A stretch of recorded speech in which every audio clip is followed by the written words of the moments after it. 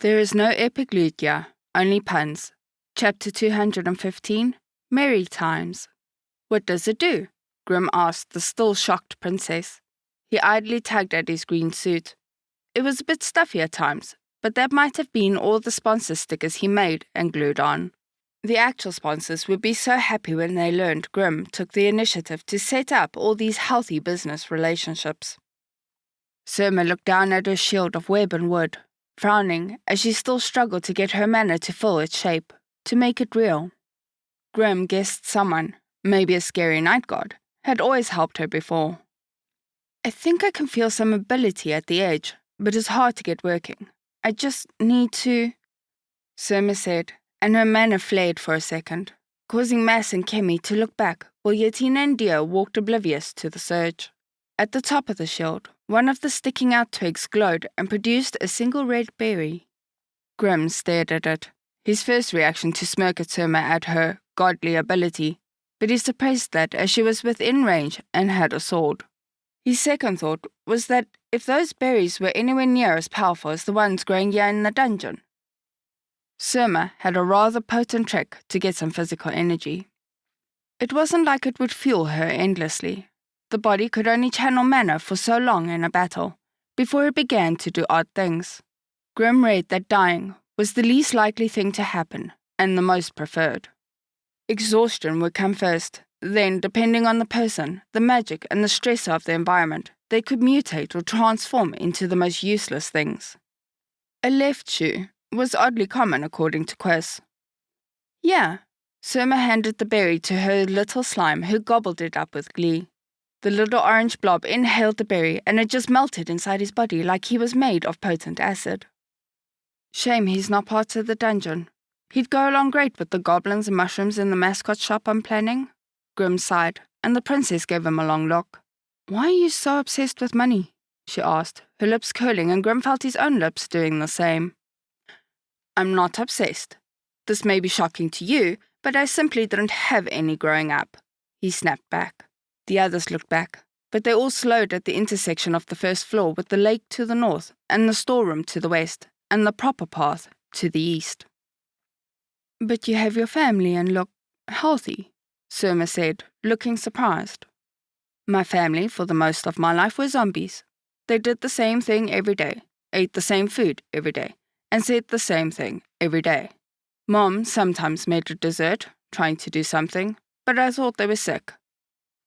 I was going to find some magic artifact and fix them, but those things take money and planning. You want to know what money existed in Durance when everyone was a zombie? Grim asked hard, and Dio put a hand on his shoulder, looking a little sad as he seemed to recall it too. Nothing. We weren't outsiders. We couldn't get jobs or clean gardens or even find loose change. School was the only thing keeping us sane at times, Grim said, feeling a sense of affection for Mr. Jones. Ruli also brought us gifts, and newcomers always made it better, Dio added brightly.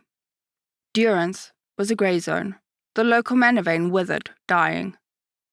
Those living above it would barely have enough mana in the air to live. It's a miracle you were all born, let alone grew to be so healthy, Yatina said as she came closer. It was all fine in the end, Grim interrupted and coughed. The magic artifact came to us. He gestured to the dungeon around them.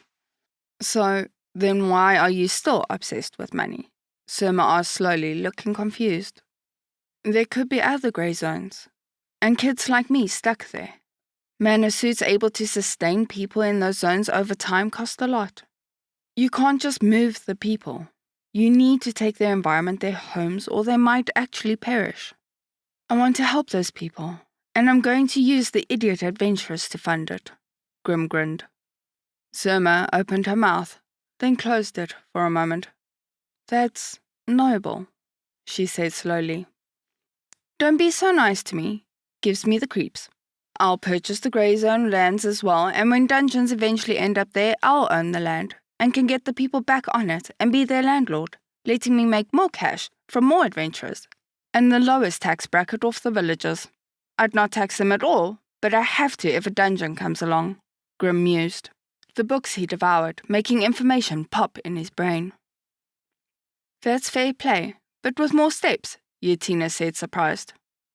It's fair play, but better, Grim corrected. Which way? Mass asked, having gotten distracted when the talk turned to taxes. Not the lake, Yatina said quickly, and Grim nodded quickly at her wisdom. Why? Surma asked, turning to see the opening to the massive, beautiful-looking room. We didn't bring any knives, Yatina said, as if that was obvious. What about that way? Mass pointed down to the storeroom, and Grim turned, feeling his neck prickle with a cold sensation. At the end of the hall, poking his head out of the bottom of the frame, was a mouse with 2 red eyes and a demonic aura around it, as it beckoned to Grim with its small paws. The others turned to see what Grim was staring at, but the mouse was gone. Only a jar of something like fermented fish was left to be seen, rolling loudly into the corridor and clinking against the stone wall. I'd rather not play hide-and-squeak, Grim said, and turned to the mudroom. Don't be shy. Did that little mouse beat you? Surma asked, a hand hiding a growing smile. On second thought. Let's go, Grim said brightly, gesturing to the storeroom. Surma raised a brow and beckoned for Mass to follow her.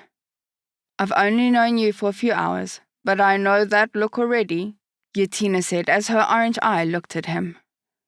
She crossed her arms and Grim was a little weirded out how familiar she felt to him. Still, out of them all, Yatina shared his humour the most. Experience is the master of life, Grim said vaguely, trying not to take pleasure in what was coming. I thought good food and better company was life. Dio asked aloud, frowning.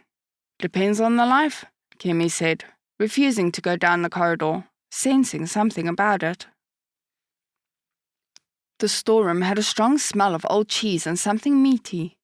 Surma looked around with Mass as the others stayed in the corridor. That was fine. She was here to conquer this very strange dungeon, and she could handle a mouse. It was no spider queen. Goblin crackers, bacon chips, 3 shelves of mushroom soup, 10 buckets labelled stealth boosters, and a corner is just filled with those rolled-up squishy pillows of some night, Mass said, holding a roughly sewn-together pillow the length of his body. Surma noticed it was filled with grass and hay, stitched together by long, grassy fibres. Surma picked up a little pig with a mushroom cap on his back. This is cute, she mused, and the toy blinked at her. A moment passed, then she dropped it as it yawned. A monster, she cried, and tried to draw her sword, but her elbow slammed into a nearby shelf, hitting a nerve, and she whimpered in annoyance. The shelf wobbled, and something landed on her head with a thud, and she cursed. Picking the bottle up to read Adventurous Tears, she tossed the bottle away as she tried to look where the pig thing went, and she spotted it vanishing behind a shelf unit, containing a dozen bottles labelled Luna's Bath Water. It might be the key to this room. She called over to Mass, but blinked as her friend was pressed against the shelf, trying to stop a dozen white plates from smashing to the floor. I tripped, and there's a lot, he said. Just let them drop, she said, and he looked like he was debating it when a suit of armour across the room shuddered, and the lance it was holding dropped into the waiting hands of a little mouse who was smiling. Mice were not meant to smile like people. What's going on? Mass called, trying to crane his neck as he heard metal scraping on the ground. Don't you dare, Surma warned, and charged, only for her feet to lock together as the bindings of her boots had been tied together. The little monster carefully aimed and then charged with his lance, bounding up and down in a gallop towards Mass, who was still arched over trying to hold the plates up. Mass, it's coming for you, she warned, trying to drag herself forward. Which side? Mass demanded. The rear, she screamed. Maybe we should help? Kemi said as she looked positively dizzy near the storeroom, as if the contents messed with her health in a strange way. It's just a small mouse. I'm sure they'll be fine, Grim said as the sounds of devastation emerged from inside the room constantly, followed by panicked yelling. Suddenly, Mass let out a noise like a cat yowling, and Surma vaguely could be heard swearing vengeance. I can't make heads or tails of this information, Yatina said as she squinted at the room. What do you see? Dio asked, dusting off one of Mushi's pots nearby to pass the time. Yatina opened her mouth, then closed it, words failing her for a moment. Everything that is not, but will be, maybe. Down the line? Potentially, Yatina said, and Grim was wondering if her brain was melting. Surma kicked the door open, covered in horrible pickle juice, while Mass followed behind, looking like everything had changed, and holding a bucket. Why is that on the first floor? That thing was doing things that shouldn't be possible, she demanded, and Grim idly fiddled with his cat necklace under his suit. If you just ignore the shelves and be polite without freaking out, Grim said without shame, you can just move on, with only some things being thrown at you, he said smugly. Sure, he had to scrape a win when the mouse was less experienced, but a win was a win. I don't think we want to go that way anyway for our first time. I can see music and dark invitations, Yatina whispered, and Dio patted her hand. We're not ready, he agreed, and led the way back to the mudroom. What evil is in this room? Surma whispered, looking frazzled and alert. Mud, Dio pointed. Monsters in the mud? Mud krakens? Surma demanded. Yatina sighed, and Grim had the weird feeling she wanted to jump in the mud and just float there for a while. Nope. The platforms are either stable or not, and over time pillars come out of the wall to knock you over. But you can only climb out on this side. The other side is too slippery. Dio explained kindly. You, Surma suddenly hissed, and Grim blinked at Pigglecaps. 2 of them were rolling in the mud like happy, pigs? They're supposed to be on the 2nd floor. Wonder why they're here. Grim frowned, but decided it wasn't important.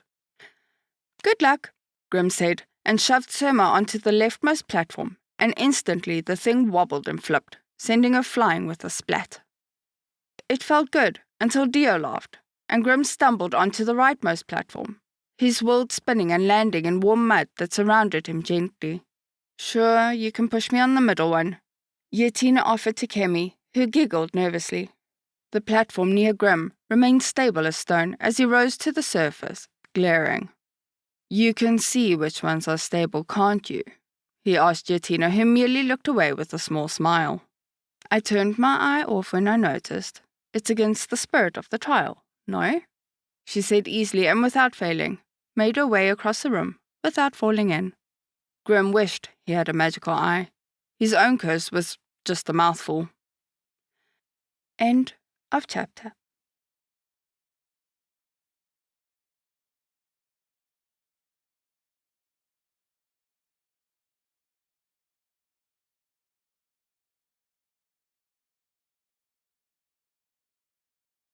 I'd greatly like to thank our Tier 5 channel members, Caspar Arnholt, John Creighton, Manatharia, 050, Dragzoon WRE, and Elijah Silvercross. Thank you very much.